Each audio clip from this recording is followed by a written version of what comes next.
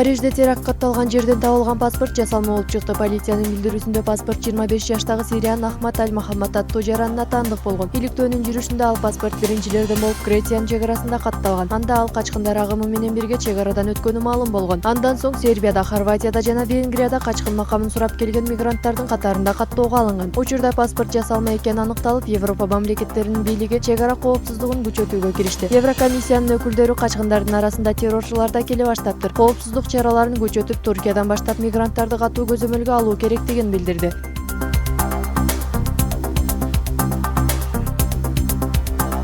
Индиянын Тамиланд штатында 9-ноябрь күнү башталган нөшөрлүү жаандан суу ташкындап, табият кырсыгынан каза болгондордун саны 60-ка жетти. Буга чейин 50-55 киши деп айтылып жаткан, бирок куткаруучулар каза болгондордун саны дагы да өсүшү мүмкүн деп эскертишет. Окуя Бенгал булугу менен Тамилан аралынын аймагында болгон. Андагы суу ташкыны штаттагы айрым аймактарды электр жарыгысыз калтырды. Андан сырткары темир жолдор жабыркап, бир топ унаа жолдору жараксыз абалга келген. Учурда кырсык катталган аймактарда куткаруу иштери жүргүзүлүүдө.